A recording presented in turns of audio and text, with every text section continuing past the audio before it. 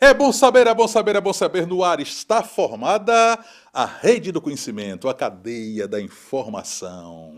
Toda ela para você, construída para você, pensada para você, preparada para você. Especialmente você, estudante da rede pública. Você que está no terceiro ano, você que é egresso, entendeu? Da rede pública, está se preparando aí para o seu Enem. É ou não é?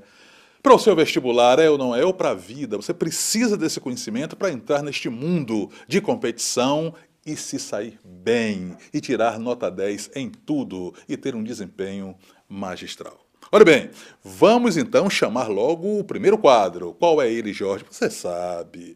Você não teve tempo de ler na revista semanal, você não teve tempo de ver no jornal da TV, você não teve tempo de ler no jornal impresso. Diário Mais U é bom saber, trouxe e dá mastigadinho para você. Os imigrantes que procuram o Brasil, isso é importante demais nesta conjuntura internacional.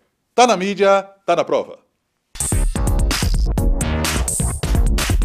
No século XIX e começo do século XX, chegaram no Brasil milhões de imigrantes. Nas décadas mais recentes, com a economia parada, esse processo se inverteu. Brasileiros começaram a deixar o país em busca de oportunidade. Agora, outra inversão é o crescimento e a estabilidade econômica que colocaram o Brasil como a bola da vez. O número de imigrantes cresceu 86,7% em 10 anos.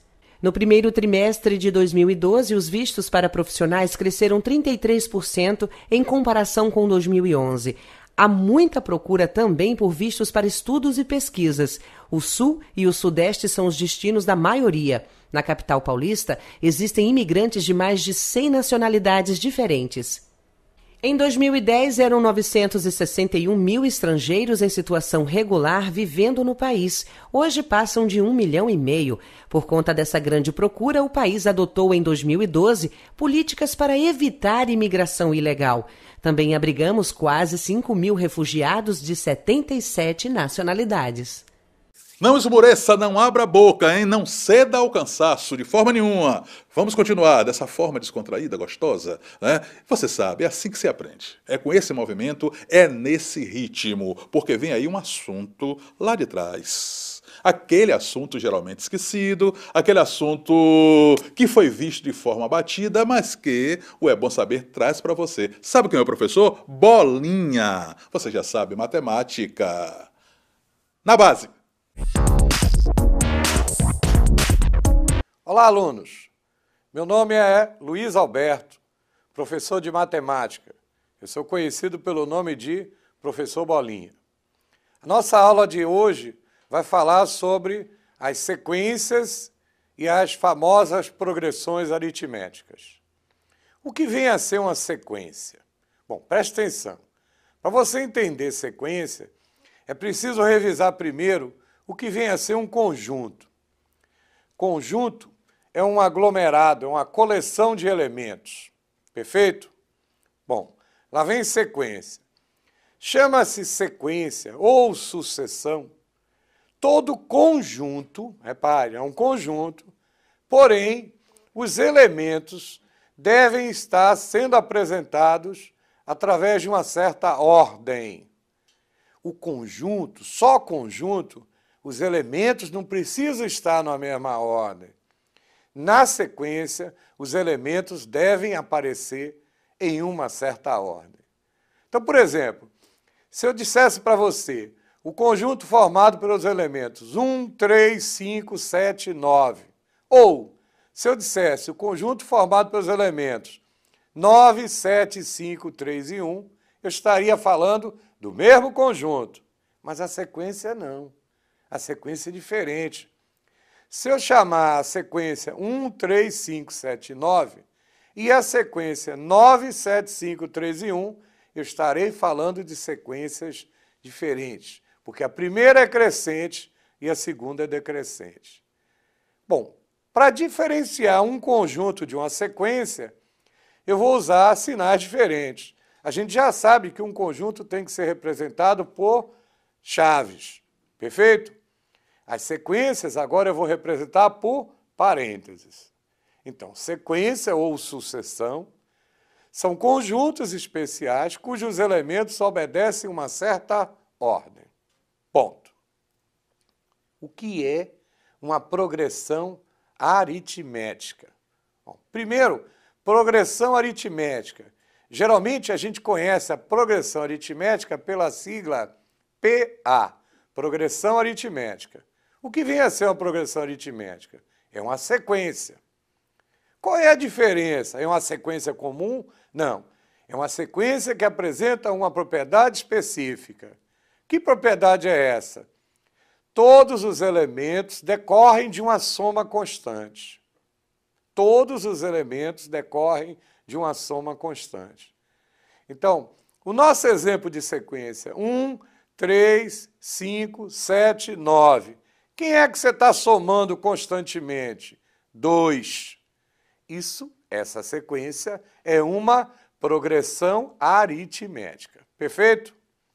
Repare, se você inverter 9, 7, 5, 3 e 1, você não está somando 2, você está somando menos 2, como se estivesse diminuindo 2. Percebeu?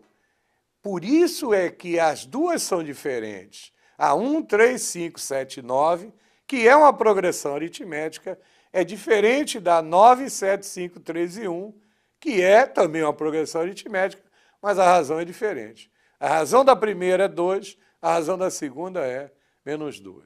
Quer outro exemplo? 5, 10, 15, 20, 25. Eu tenho também uma sequência especial. Qual é o nome dessa sequência? Escutei você falar. Progressão aritmética. Por quê? Porque os elementos decorrem de uma soma constante. Que soma constante é essa? 5. Você está somando sempre 5. Finalizando. Sequência é todo conjunto cujos elementos obedecem uma certa ordem. Progressão aritmética é um tipo especial de sequência cujos elementos decorrem de uma soma constante. Sabe, professor, toda sequência é uma progressão aritmética? É claro que não. As sequências que se classificam em progressões aritméticas são aquelas que apresentam soma constante. Existe algum nome para essa soma constante? Existe. A progressão aritmética, que apresenta a soma constante, vai ser classificada por apresentar uma razão constante. Esse número que você soma constantemente chama-se razão da progressão aritmética.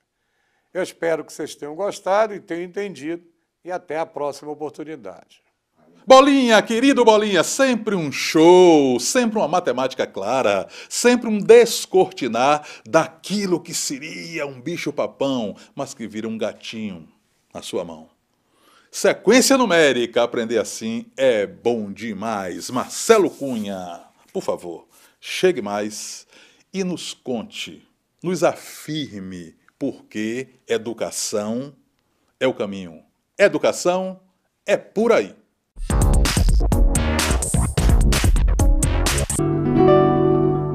Eu cresci numa família de mulheres do interior, quer dizer, minha família, a presença feminina é muito forte.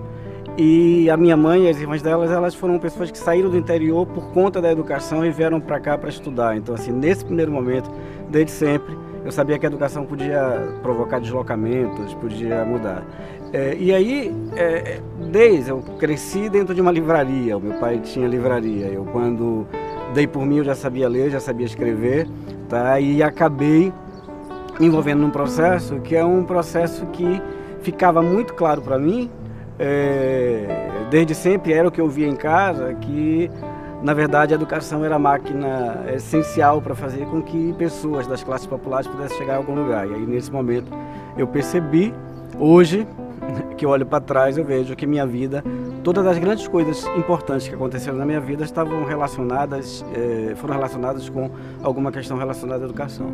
Eu fui literalmente criado com vó, tá? Então passei a boa parte da minha infância tendo a companhia da minha avó, essa mulher que depois que as filhas saem do interior para vir para cá, algum tempo depois ela vem, porque aí toda a família já tinha se deslocado, fica viúva e cresci ouvindo uma avó que mal sabia escrever e que ouvi dela todas as tardes, todos os dias, as mais diversas histórias sobre o Brasil profundo, E eu, por exemplo, quando eu olho hoje, que eu acabei, hoje com que eu trabalho, que eu, ao fim, me tornei museólogo e trabalho com questões da cultura tradicional, eu com certeza só posso atribuir essa minha sensibilização para esse tipo de coisa para minha avó. Então, assim, educação completamente informal, ao som de renda de birro. Minha avó fazia renda de birro e é quase que físico essa memória sonora, e enquanto cruzava lá os birros, ia me contando histórias das mais diversas, certo, da tradição do interior, enfim. Então foi marcante naquele momento, e várias outras. Como todo mundo, eu teria uma série de professoras que eu poderia falar que foram importantes, se eu penso na educação formal. A educação tem que ser uma prática, não é uma questão de pode, tem que ser uma prática de responsabilidade social. Não precisa grande esforço para perceber que não há nenhuma solução que não seja na educação, certo? E todos os esforços têm que ser, qualquer perspectiva de desenvolvimento, de segurança, de cidadania, não existe nenhuma possibilidade de nenhum objetivo positivo dentro de uma sociedade que não passe pela questão da educação. Não tem outro jeito, não tem outro caminho. Não basta a gente achar que dar acesso e vulgarizar o acesso às tecnologias e as possibilidades de acesso às tecnologias vai fazer diferença, mas eu acho que o que deve fazer diferença é, através dessas tecnologias, continuar desenvolvendo a perspectiva crítica do usuário disso, no caso